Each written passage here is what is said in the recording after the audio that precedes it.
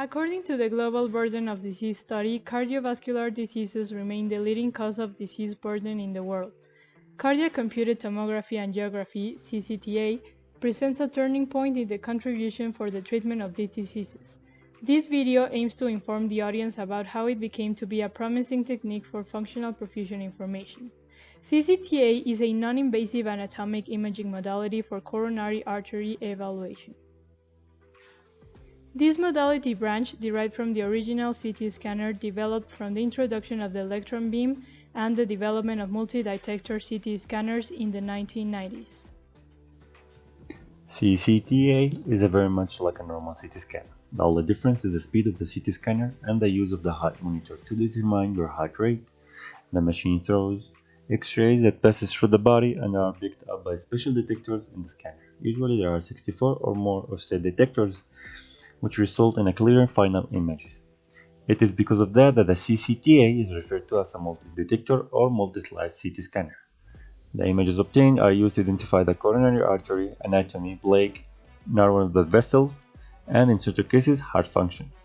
The radiologist will use a computer to create a three-dimensional images and images on various planes to completely evaluate the heart rate and the coronary artery.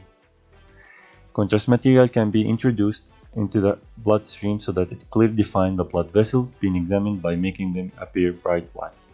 The steps in performing a procedure: first of all, before the procedure, tell your doctor if there is a possibility you are pregnant and discuss any recent illness, medical condition, medication you're taking, and allergies. You will be given a gown to wear during the procedure. The technologist will clean 3 small areas of your chest and place electrode on these areas. The electrodes are attached to an electrocardiogram monitor, which shows your heart electrical activity during the test. A nurse will insert an IV line into the vein in your arm to administer contrast material during your procedure. While in the CT scanner, you may be given a beta blocker medication through the same IV line or by mouth to help slow your heart rate in order to improve image quality. Nitroglycerin to dilate and improve visualization of the coronary artery may be also administered as a table, a spray underneath your tongue, or a patch on your skin. While lying on the scanning table, you may be asked to raise your arms over your head for the duration of the exam. This will help improve image quality. Next, the table will move quickly through the scanner to determine the correct starting position for the scan. Then the table will move slowly through the machine as the actual CT scanning is performed. The X-ray tube circles the body for about 5 to 8 seconds. The detector area records the X-rays. Each complete loop of the scanner creates a series of images of the heart. The scanner computer processes the images, creating a high-resolution CD image when the test is complete. You may be asked to hold your breath during the scanning. Any motion, including breathing and body movement, can lead to artifacts on the image. This loss of image quality can resemble the blur seen on a photograph taken of a moving object. Inform your doctor if you have a problem holding your breath for 5 to 15 seconds. When the exam is complete, you will be asked to wait until the technologists verify that the images are of high enough quality for accurate interpretation. Your IV line is removed before you go home.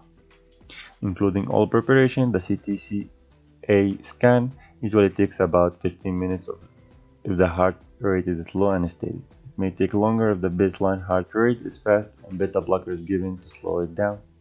If the beta blocker is given by mouth, it generally will require at least 1 hour to take effect.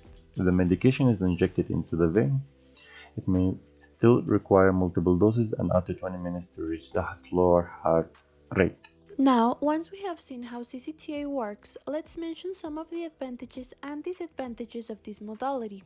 First, we have 4 main advantages. CCTA is a non-invasive technique compared to other alternative tests, such as the invasive coronary angiography. It also has a very high diagnostic accuracy and a very high predictive value in detecting coronary stenosis when compared with invasive coronary angiography. A CCTA can be performed much faster than cardiac catheterization with potentially less risk and discomfort, as well as decreased recovery time. Lastly, CCTA can be routinely performed with a radiation dose equal to the background radiation received by the general US population. Although this modality has many attributes, there are some limitations involved. For example, CCTA remains limited in spatial and temporal resolution. Other tests like invasive coronary angiography and SPECT are preferable for patients with multiple stents, extensive calcifications, or lesions of uncertain hemodynamic significance. Another limitation is that it is only a diagnostic test, unlike invasive coronary angiography, which can be used for both diagnosis and treatment. For example, if a narrowing or blockage is found during a CCTA, it cannot be treated at the same time. Patients with a high risk of coronary artery disease and typical symptoms might undergo coronary angiography instead of a CCTA because they are more likely to need treatment. Lastly, segments affected by arrhythmia, cardiac or respiratory motion, small vessel size, image noise, or overlap by other structures are frequently difficult to evaluate accurately with this modality. Between the main clinical applications of this imaging technique are the detection of the following. In this image, we can observe a coronary artery stenosis. First, in A, it's the maximum intensity projection with visible luminal reduction and a calcified segment. In B, a curved multiplanar reconstruction. In C, a 3D rendering of the heart and the right coronary artery. And in D, it shows the corresponding coronary angiogram. We can observe that the calcified plaque looks white in the CCTA. Then, related to the myocardial ischemia, we can observe in A CCTA of the right coronary artery and the left anterior descending artery, which demonstrates non-significant coronary artery plaque, while in B, the CCTA demonstrates high-grade obstructive and mild plaque. In the next image, we can also observe the inside of the stent. It looks white, which indicates an intrastent restenosis. And to conclude, in this last image, we can observe severely calcified aortic valve with aortic stenosis.